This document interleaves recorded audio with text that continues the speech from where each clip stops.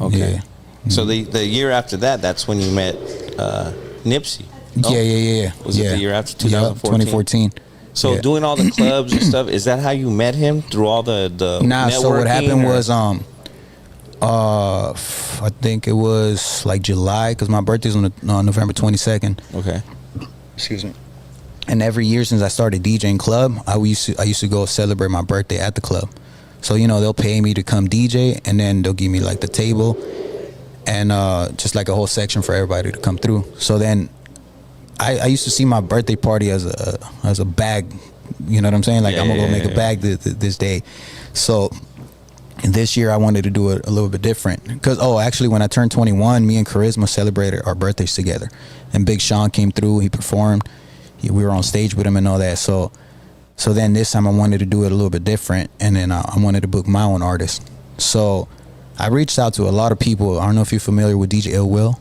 Yeah, I know the name. Yeah, so I called him, and then I was like, yo, like, how much for Kid Ink? Because, you know, Kid Ink was popping at the time.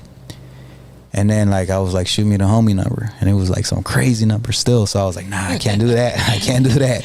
Yeah, so then now he's gone. Yeah. So I try to, you know, I try to reach out to a lot of people, and I actually didn't know anyone that knew Nipsey at the time. So I went on Twitter, and I think I reached out to JP, George Panici.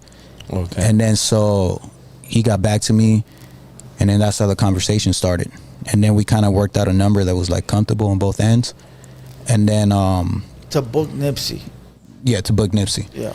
So it was supposed to be a walkthrough only, you know, where he's just gonna show up, say happy birthday, maybe do a song or two, and bounce out. And the crazy thing with that one was, I don't know if you knew, but Nipsey was black banned from any club in Hollywood. So when I went, why is that just haters? Nah, from like the owners, you know, just like the gang affiliations and all that. Yeah. So, but it was crazy to me because Chris Brown wasn't, because he's an R&B singer. Yeah, blood. But every event that I was at that Chris Brown was at, it was like people getting stabbed and fights and all that. Suge Knight got stopped. Yeah. And every Nipsey show I was at, it was peaceful. You know what I'm saying? Nothing but love. So I was like, it is what it is. But they didn't let me have my birthday party at no club in Hollywood. They let me, but as soon as I told them Nipsey was going to come perform, they were like, nah, we can't have it. So the only way I was able to have it is I went to the Valley, and it was like a paisa club, like cumbias and all that. But it was a nice club with a nice stage and everything. So I talked to the owner. I was like, I'm trying to throw my birthday party here. He was like, all right, cool. So we locked it in. And then I was like, I was trying to play smart. Then I was like, someone's gonna come perform if that's cool. And he's like, yeah, that's fine. He's like, who is it? I was like, oh, it's just one of the homies. He's like, all right, that's cool. So we locked it in. Everything's ready to go. And then the day of, Nipsey pulled up, and then he had his bodyguard, J-Rock. I don't know if you guys know who he is. Yeah. So then, the knocked out Whack 100. Yeah. So then, he pulls up, and then he pulled up with like maybe 50 people, and the owner was like, what's going on? Like, who's this? You told me it was your homie. And I was like, yeah, that's the homie.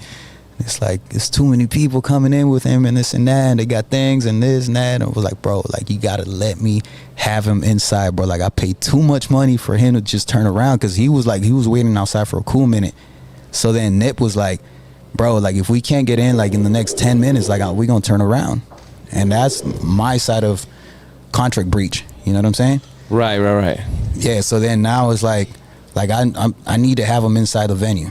So finally, I got to an agreement with the owner, and he was like, all right, man, come on, let's do it. So he finally came in. So all my homies, like, bro, I had like 300 people at the party, and they were all excited for Nipsey. So then when he finally came in, I'm like, cool, let's just do like 2 or 3 songs and call it a day. You know, that's all I ever wanted, like, to have Nipsey here. So then he felt the vibe, and all my homies, they're like 100% Nipsey fans. So he went like with the first song, the second one, the third one. And then long story short, he did 50 something minutes on stage. Damn. He did a whole concert. That's right. A whole concert. So at the time, Jay Stone, who's his artist, he had just came out of prison. I like his shit. He did some time. So then when he came out, I approached him, and then he was like, "Oh, bro, you put this thing together?" He's like, "It's your birthday, yeah."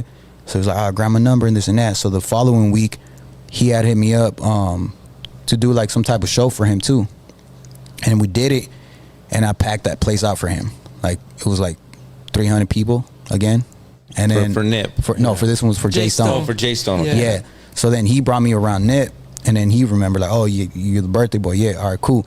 So then that's kind of like how the whole relationship started, and then from that point on, it was more like, all right, for sure, like, you know, like VIP can't pull up today, like, all right, cool, you gonna DJ for me today, and now this is Nipsey, you know, and like, so shit, you ended up DJing for him. Yeah. So now I'm going to like the studio to go over the songs with him, and it was one thing that he told me that it's kind of like what kept me so long with Jay Stone, because I worked with Jay Stone for like 10 years since the moment I met him, you know what I'm saying, all the way to like he made it to where he was supposed to be, and Nipsey was like, because you know Stone like he had his little history with like going to prison and all that stuff. So when we started working together, it was more like focused on the music. So Nip was able to see that. So one time it was like me and my homie Ruben and Nipsey in the studio, and he's like, "Bro, like I appreciate what you're doing for Stone." You know what I'm saying? Because he really had love for Stone, and he was like, "But I'm gonna ask you for one thing." He's like, "Can you stick to him?" Because he saw how like I was like in Stone's head, like, "Bro, let's get to the music, and, you know, like let's focus on it." So once I was able to like almost like make a promise to Nip, like I felt like, all right, it's go time, and then we just started going crazy with Stone. And then after Nip passed away, you know, we went on tour and we did all that stuff with Stone, and then it got to the point where like you just kind of like don't see eye to eye with certain people, and then like usually it's on the business end, and then that's where like things, you know. Yeah, on the business end. Yeah. You missed a big part. How'd you get to meet all these famous people? The clubs. Like before Nip? Oh, Dre Sinatra. Because you said a lot of names. Yeah. Wait, like who? You said a lot of, I don't know who they are, but you said a lot of important names. Yeah. Well, he's saying that he was at the clubs, and that's where all the network, all the big clubs in LA, I'm assuming, right? And that's where he networked at. And Dre Sinatra has been known for Dre is like the man, like in LA, like ain't nobody for a long time. Yeah, he's nobody touching him when it comes to like the plug, you know, and like just the music industry. He's a DJ, yeah. He used to DJ for Ray J back in the days, and he was on Love and Hip Hop and all that stuff. So he was like he that opened guy. a lot of introduced you to a lot of people. Now he opened a lot of doors for me, definitely. Yeah. But even then, just the whole experience with Nip, man, like looking back, that you know he passed away. You know, what was it like? You know, like just being in the studio with him and like, oh man, his energy was crazy. Like that was the main thing about Nip. You know, like not the gangster, not the rapper, but like just like that spirit that he had. The energy. Yeah, his aura was like amazing. Yeah. He was talented too, man. You were his DJ? No, I wasn't his DJ. I would DJ for him whenever VIP wasn't able to go. So he would hit you to go over there and yeah, we had a group text regardless where like we would all meet at the same spot. Usually was his house, and then everybody would meet right there, and then from there we'll go to like the venues and wherever we had to do for the night. That's cool. You were in the circle though. To experience that, yeah. That's you know, 1 in a billion. Yeah, and he like real humble, like really being real, yeah. Yeah, nah, like someone like Nip was like straightforward. If he didn't fuck with you, he didn't at all. But if it did, like he was able to like take you in, and like for example, one of the shows we did, we went to sound check, and then they gave me a specific system to DJ with. But when we came back later on at night, they had switched all that, so I wasn't even able to like perform as I was supposed to, and the crowd wasn't able to tell, but me and Nip were. So like it was certain songs where like I wasn't able to switch to the next one on time. And Nip would look at me kind of like, what's going on? But then after that, he realized what was happening. And then we had left because we were supposed to go eat at Roscoe's. And then once I went home and I was like, yo, my fault about today, bro. But like, you know, what's up with the equipment? And he's like, nah, bro. He's like, you good. He's like, we did what we had to do and we got the job done. He's like, I already know what's up. So like, it's like simple things like that. You know what I'm saying? That was like, yeah. So you showed his character. You DJ'd, you were like on call with Nip, yeah. If the other dude didn't come, then you had to step in.